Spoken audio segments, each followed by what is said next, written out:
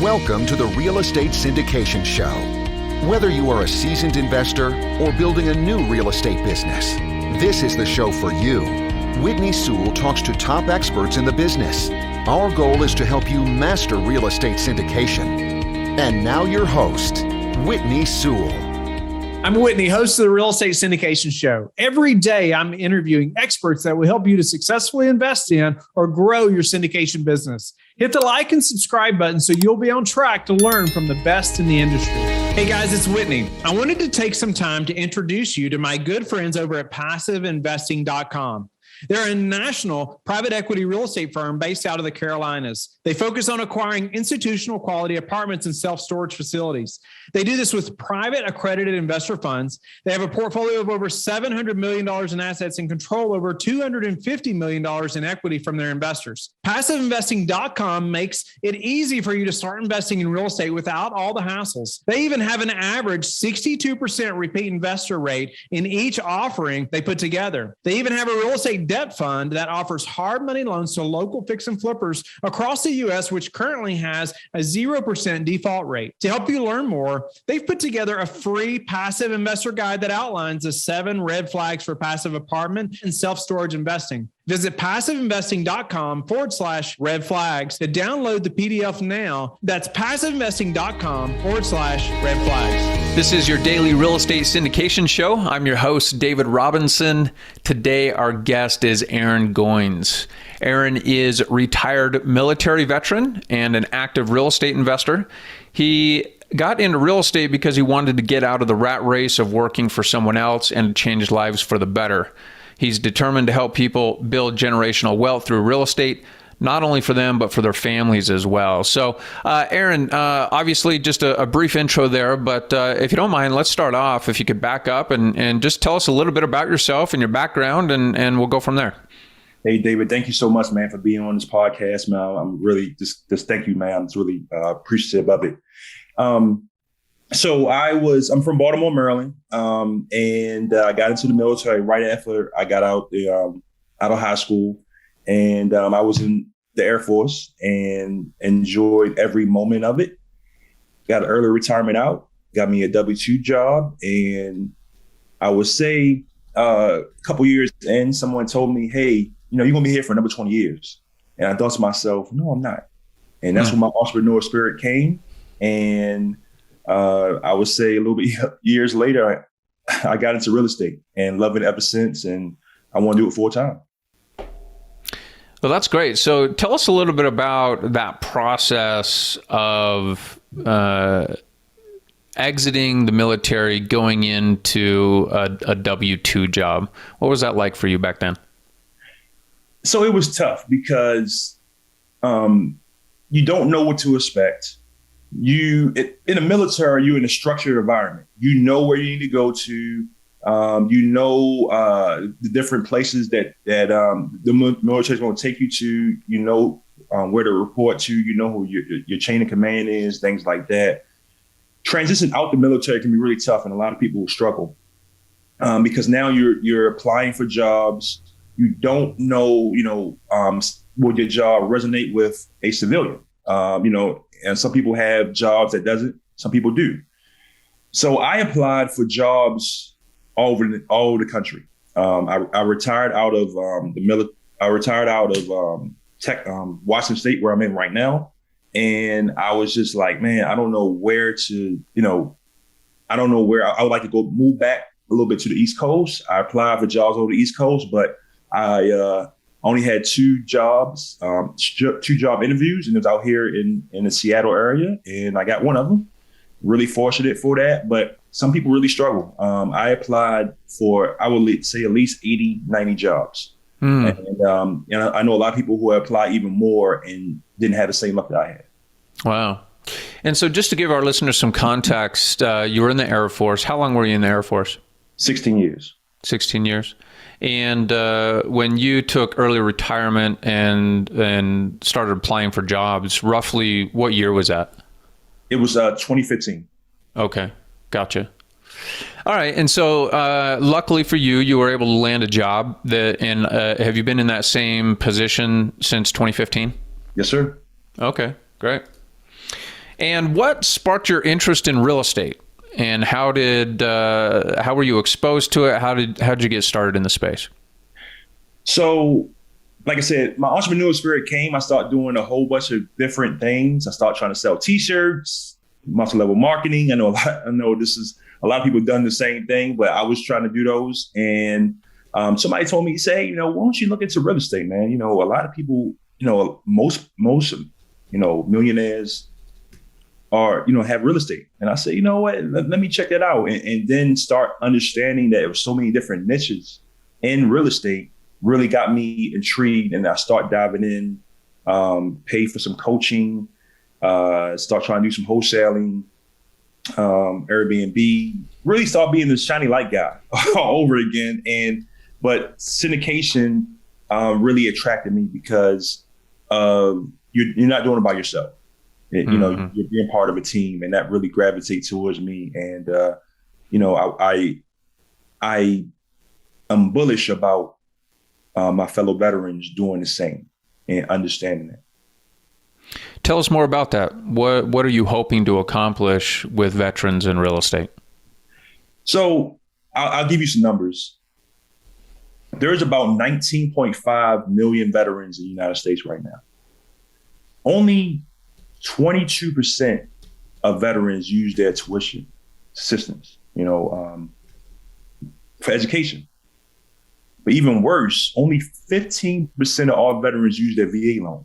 That's a no money down loan that you can use to buy a home, buy 1 to 4 units. And just think about this, David. The VA loan is so good that I can buy, let's say I can buy a fourplex. I have 3 tenants. I live there myself. I can live there for a year.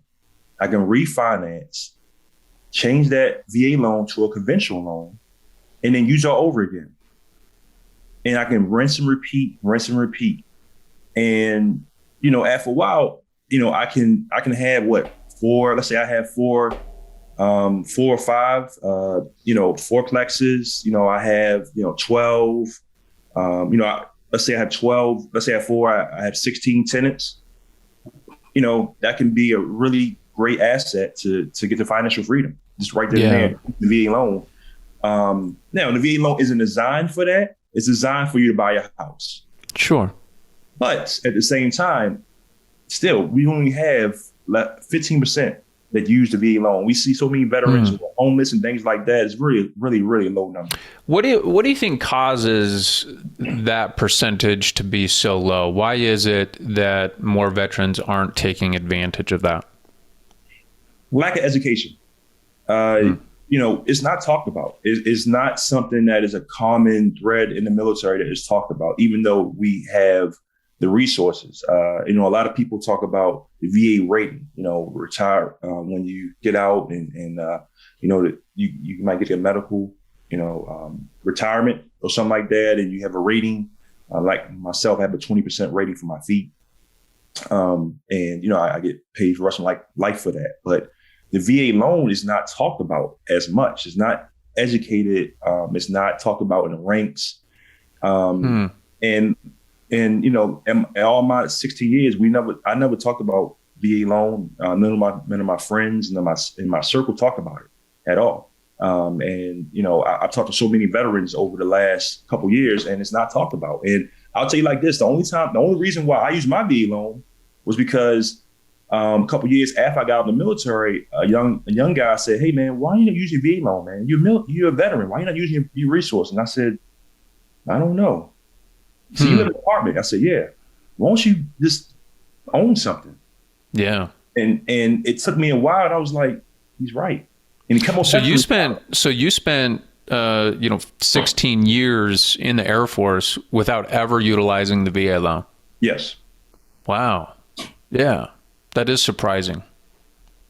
I would think that would be a tool that's talked more about. Inside of the different divisions of the military as a tool that these veterans can use to potentially set themselves up, if done right and early, for when they do retire, right? Well, I mean, you got to look like this, David. I mean, are we taught finances for the most part in schools? No. You're not taught finances in schools for the most part. Now we starting to see more and more like this generation, but in my generation, we didn't have that. Right. In the military, we don't have financial classes per se to teach people about, hey, make sure that you're not in debt. Sure. People talk maybe about stocks and bonds, but real estate is not talked about. Interesting. Yeah. And we've seen, over the last handful of years, a lot of great veterans come out and start to educate, right? They have podcasts dedicated to veterans. And so I think that hopefully that percentage will continue to go up of the VAs or the veterans that are using that VA loan. So talk to us a little bit about your thoughts around syndication. You mentioned syndication as something that caught your attention and that you feel like is a good match for what you're trying to accomplish. Well, why is that? If veterans are able to use the VA loan for 1 to 4 units, why is it that syndication has caught your attention? Because you're not doing it by yourself. I think a lot of times people want to be loners and want to you want to do everything by yourself, but you cannot do it with syndication, especially, the higher you go with apartments or self-storage or marinas or mobile home parks. You can't do everything by yourself, and you need a team. And in the military, it's a team environment. You cannot go into war. You can't go into different environments by yourself. You're going as a team. And I just hope that more veterans understand the power of syndication, that, if you have a certain skill set, maybe underwriting, maybe capital raising, finding deals, you're going to have a place on the team. And come together with like-minded individuals, and you have unlimited potential in, commercial real estate. Mm. And so this path that you've been on to get into the syndication space, before we started, you mentioned that you are raising for your first syndication deal. Tell us a little bit about that process, how you got involved in a deal and what it's been like for you as a veteran to try to break into this space. So I've actually been approached for a couple of deals, but for me, I want to raise capital for them, and it's been a process. It's just understanding people, and understanding that just because you build a relationship with somebody doesn't mean they're going to want to give you money. Doesn't mean that they're in the right position at the time to do it. Even though you have a good relationship with them or they might like the deal, it still might be things that out of your control that they have going on. Something comes up. So it's been a process, but I've just been building relationships with different syndicators, building relationships with potential investors. And just understanding a lot, just understanding people, understanding, what they want, understanding what syndicators want, and being realistic even, saying, hey, when somebody asks me, how much money can you raise? Hey, I don't know, maybe I can raise this, maybe I can raise that, but not trying to be outrageous either. I want to be, I want to be truthful with people and tell them really what my expectations are, what I really can do and what can't do. I don't want to put it out there like I can do this and do that, and then I've never done it before. So just really just want to focus. And this raise right now has been it's been tough because I'm sending out a lot of information, trying to set up calls. Some people set up a call, want to set up a call. Some people don't. Some people interested. Some people aren't. So it's been a great learning process for me. Happening on January 20th and 21st is Denver's biggest real estate event, the Next Big Thing. And it's shaking up how real estate professionals will define business success. This 2-day event will give you tools so you can catapult your own business. You'll discuss how the world is changing and what's needed to stay 2 steps ahead. Together with 450 other professionals, you will build a foundation to become the next big thing. Built on the foundation of helping others build wealth through real estate, the Ruth team has created the ultimate tool that is this event, and it's called the Next Big Thing. 25 speakers, including Ryan Serhant, Kenyon Salo, Nebu Hatta, Stacy Veeden, Brian Moses, Natalie Davis, and Ryan Avery.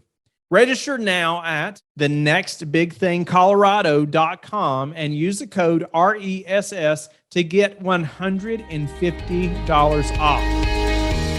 Yeah, absolutely. And so how was it that you connected with the partners that you're working on this deal with? So one of the partners, we are actually part of the same mentoring program. And also he heard me do a presentation about capital raising, and that really intrigued me. And we started really talking and started having some really good conversations. And he asked me to raise for a deal. And so what do you see as, if you were to give some guidance to the military community, whether active or retired, what kind of guidance would you give them to get into real estate based upon your experience? I would say go all in and educate yourself. Number one, educate yourself, and then find a niche in real estate that you're interested in.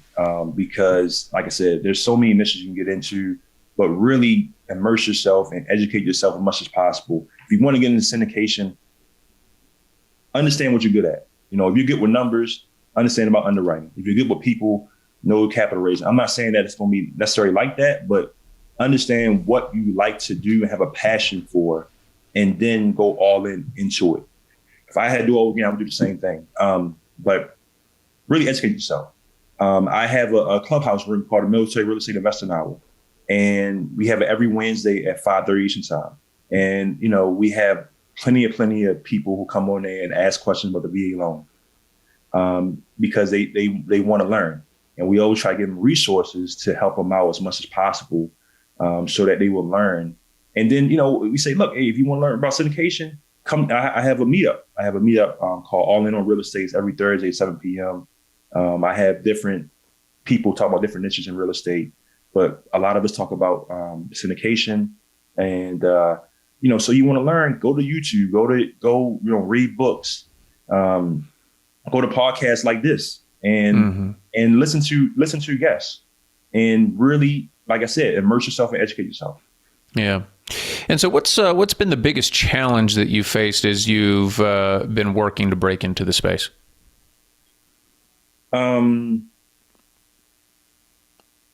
I would say probably just understand my limits on raising capital, understanding that just because you're excited, and they might be excited, doesn't mean they're going to put money into a deal. It takes time. You know, this is not a fast race. This takes time. It takes time to build relationships with people. It takes time to do deals. It takes time. And, you know, once you get your tracker rate, it makes everything a little bit easier. But when you're starting off, it takes time. You got to be patient. Continue to build relationships, and knowing that at the end of the day, after a while, they're going to pay off. Yeah. And so is there anything that you would do different based upon your experience with this first capital raise? If you had a chance to do it again, is there anything that you would change about your strategy or your approach? I would say I would have probably made a little more phone calls before the raise than I'm doing right now. So, you know, I think that you got to continue to build relationships with your investors. Continue to, even you don't have a deal, you got to continue to build relationships with people, because when you have them deals, you know, now the pressure's on you. So I think that, and I did that before, but I think I would have ramped it up a little bit more. Understandable. And so moving forward, what are your goals for your business, and what are you trying to accomplish? So I want to get into a couple deals, get my feet wet, and then maybe do a fund down the road. But, you know, right now I just want to raise some capital, get some experience, and really be a subject matter expert on that first before I move on anything else. I really want to get in deals, understand it, have a solid base of investors I can go to, build relations with family offices. I went to Family Office Club this past Monday. I had a great time. Matter of fact, I did like a 3-day challenge on it, getting ready for the event. And, just make sure that I have a solid base of investors that I can go to, build relations with, white glove service, and then go from there and continue to build relations with syndicators as well. And I want to back up just real quick and talk about, you mentioned that, I believe you mentioned that you have a meetup, and also you're on Clubhouse as well. You have a Clubhouse group. I'm not as familiar with Clubhouse. I'm aware of it, but not something I've spent a whole lot of time on. Tell us a little bit about that and how that functions and how you set that up. So when I first found about Clubhouse back in January of this year, 2021, I was like, what's this new thing called Clubhouse?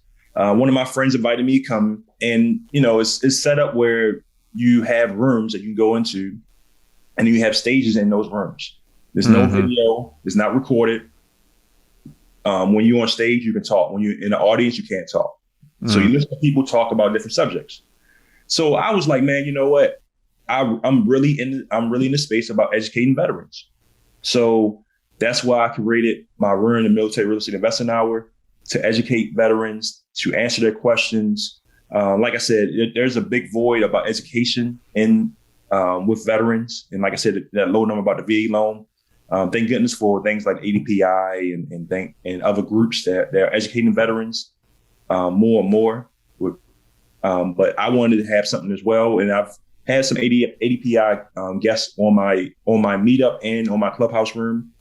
And now I have a solid, I would say about 5 or 6 moderators every week that come to my Clubhouse room, and we educate people. I have people.